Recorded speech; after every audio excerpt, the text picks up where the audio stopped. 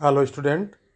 हम भारतीय संस्कृति के मूल आधारों के बारे में अध्ययन कर रहे हैं और आज की वीडियो में हम सैंधव कला के बारे में अध्ययन करेंगे, जो मुख्य रूप से भारतीय संस्कृति की शुरुआत है कि उस काल में कला का क्या रूप था और कला के कौन कौन से क्षेत्रों में उन्नति हुई थी। तो हम शुरुआत करते हैं। सबसे पहले हम बात करेंगे नगर नियोजन के बारे में कि उस काल में नगर नियोजन किस प्रकार का था, किस प्रकार के वहाँ के जो आवास थे, किस प्रकार की सड़कें थी, किस प्रकार की नाली व्यवस्था थी। इन सब चीज़ों के बारे में हम देखते हैं।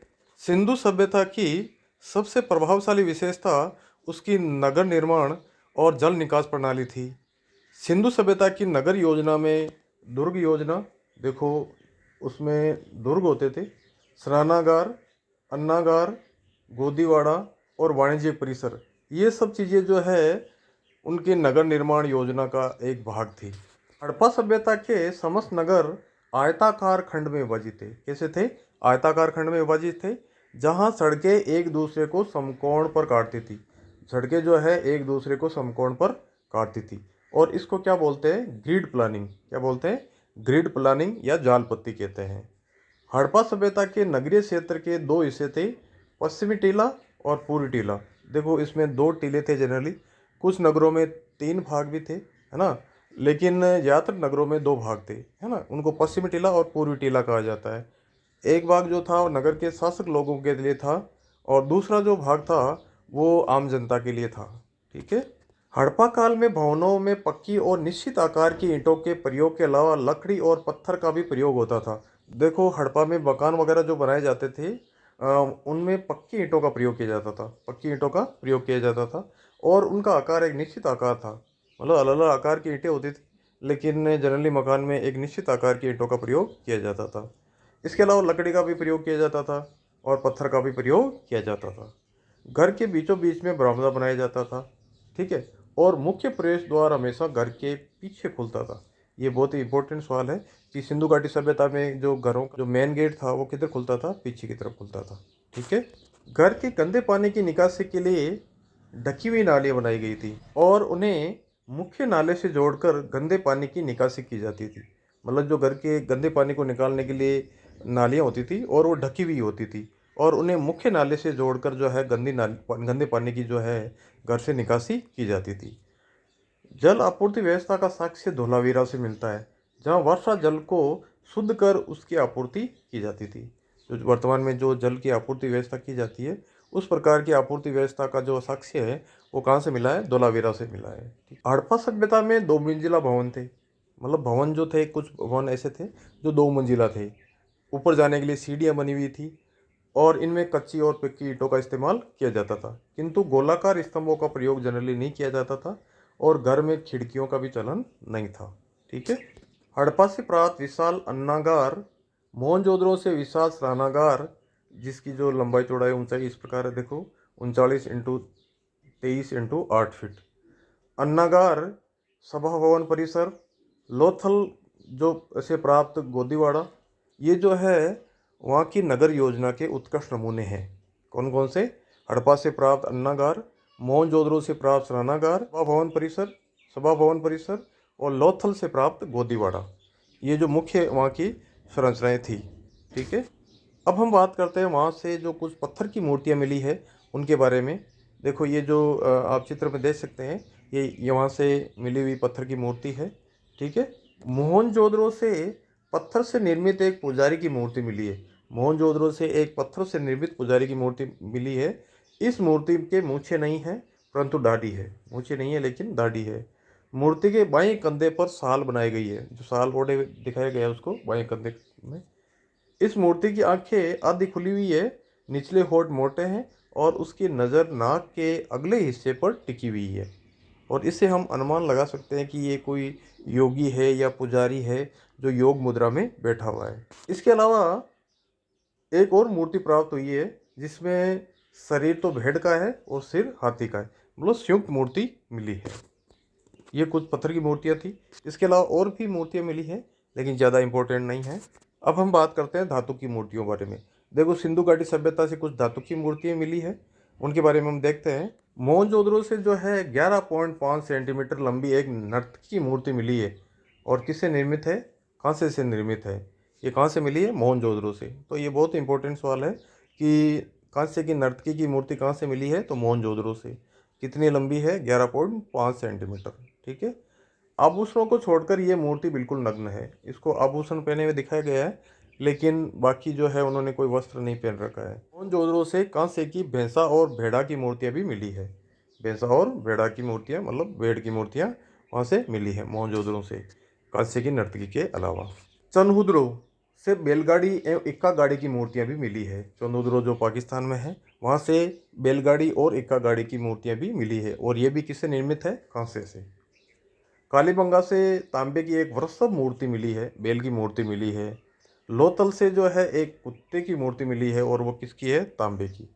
इसके अलावा जो है देमाबाद से जो है एक कांसे का रथ मिला है।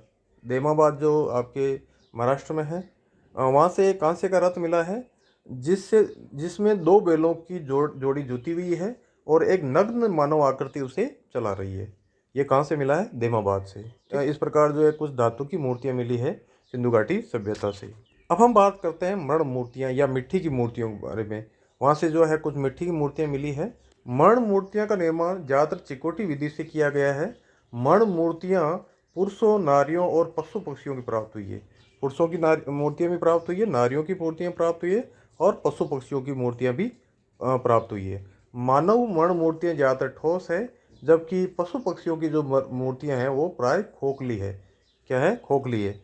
सबसे ज़्यादा मर्ण मूर्तियाँ पशु पक्षियों की प्राप्त हुई है। ठीक है। और मानव में जो है ज़्यादा नारी मूर्तियाँ प्राप्त हुई है, और उसी के आधार पर यह माना जाता है कि सिंधु घाटी सभ्यता में जो परिवार है वो मात्र सत्तात्मक था।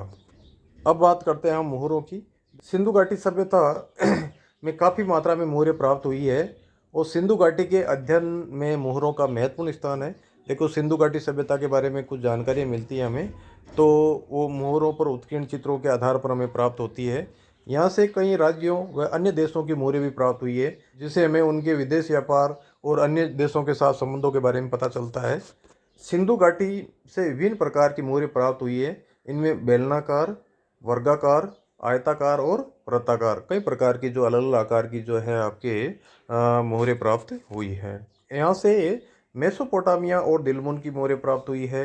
ये मोहरें स्टेटाइट, फ्यांस, गोमेद, चट और मिट्टी की बनी हुई है। मोहनजोदड़ो से मेके नाम के विद्वान को एक पशुपति शिव की मोहर प्राप्त हुई है। इस मोहर में एक त्रिमुखी पुरुष को एक चौकी पर पद्मासन मुद्रा में बैठे हुए दिखाया गया है। इसके दाहिनी ओर एक हाथी और एक बाघ, और बाईं ओर एक गेंडा और एक भैंसा खड़े हुए दिखाए गए हैं। चौकी के नीचे दो हिरण दिखाए गए हैं। ठीक है। तो ये बहुत ही इम्पोर्टेंट मोर है, और ये किसको मिली है? मेक्के को। और मार्शल मोदे ने जो है इस मोर में उत्कीर्ण व्यक्ति को शिव का आदि रूप कहा है। शिव का आदि रूप कहा है। किसने? मार्शल, जॉन मार्शल ने, जो भारतीय पुरातत्व विभाग के महानिदेशक थे, उन्होंने। इसके अलावा लोथल और मोहनजोदड़ो से एक मोहर मिली है, जिस पर नाव का चित्र अंकित है। नाव का चित्र अंकित है। अब हम बात करते हैं ताम्र पट्टिकाएँ। देखो, सिंधु घाटी सभ्यता से कुछ ताम्र पट्टिकाएँ मिली है। ऐसे ताम्र के पत्ते मिले हैं जिन पर कुछ लिखा हुआ है। ठीक है। मोहनजोदड़ो और हड़प्पा से कई ताम्र पट्टिकाएँ मिली है, जिन पर एक तरफ लेख है और दूसरी तरफ सेंधव मोहरों पर मिलने वाले प्रतीक बने हुए हैं। जो सेंधव मोहरों पर जो प्रतीक मिले हैं वो बने हुए हैं। कुछ पट्टिकाओं पर जो है मछली, मगर, बकरी, मृग आदि के चित्र भी बने हुए हैं। ठीक है। अब हम बात करते हैं मनकों की। सिंधु घाटी सभ्यता से विभिन्न प्रकार के जो है मनके मिले हैं। वहाँ से जो मनके मिले हैं वो सेलखड़ी, गोमेद, शंख, सीप, हाथीदांत, मिट्टी, सोने, चांदी और तांबे से निर्मित है। विभिन्न आकृतियों में निर्मित है। डोलाकार, अंडाकार, अर्धवर्ताकार, तो अलग अलग आकृतियों में निर्मित है, और उसमें विभिन्न धातुओं का, विभिन्न प्रकार की मिट्टियों का प्रयोग किया गया है। और वहाँ जो मनके बनाने के जो कारखाने थे वो दो जगह पर स्थित थे, चंदहुदड़ो और लोथल। चंदहुदड़ो और लोथल, यहाँ से मनके बनाने के कारखाने मिले हैं सिंधु घाटी सभ्यता में। बहुत इंपॉर्टेंट सवाल है कि सिंधु घाटी सभ्यता में मनके बनाने के कारखाने कहाँ पर मिले हैं? तो चंदहुदड़ो और लोथल में। अब हम बात करते हैं मर्दभांडों की। देखो वहाँ पर विभिन्न प्रकार के मर्दभांड मिले हैं सिंधु घाटी सभ्यता से, उनके बारे में बात करते हैं। वहाँ के जो मर्दभांड थे अधिकांश थे लाल और गुलाबी रंग के थे। किस प्रकार के थे? लाल और गुलाबी रंग के थे। इन पर अलंकरण प्राय काले रंग से हुआ है और इन पे जो अलंकरण किया गया है वो काले रंग से किया गया है। अलंकरणों में त्रिभुज, वृत्त, वर्ग आदि ज्यामितीय आकृतियों, पीपल की पत्ती, खजूर, ताड़, केला आदि वनस्पतियों, वृषभ, हिरण, बारहसिंगा आदि पशुओं, मोर, सारस, बतख आदि पक्षियों तथा मछलियों का चित्रण विशेष रूप से लोकप्रिय है। तो इस प्रकार इन पे जो अलंकरण किया गया है उनमें विभिन्न ज्यामितीय आकृतियाँ हैं और साथ में ही विभिन्न वनस्पतियों और विभिन्न वृक्षों का जो है उन पर अंकन किया गया है। लोथल से प्राप्त एक मर्दभांड में एक वृक्ष पर मुंह में मछली पकड़े हुए एक चिड़िया को दर्शाया गया है तथा नीचे एक लोमड़ी का चित्र है और ये पंचतंत्र की प्रसिद्ध कथा चालाक लोमड़ी को दर्शाता है। मतलब जो पंचतंत्र की प्रसिद्ध कथा चालाक लोमड़ी है उसको दर्शाता है, जो लोथल से आपके मर्दभांड प्राप्त हुआ है उस पर जो चित्र अंकित किया गया है। इस प्रकार आज की वीडियो में हमने सिंधु घाटी सभ्यता की कला के बारे में पढ़ा और विभिन्न कलाकृतियों के बारे में अध्ययन किया। मैं आशा करता हूँ आपको जो है वीडियो पसंद आया होगा। ठीक है, धन्यवाद।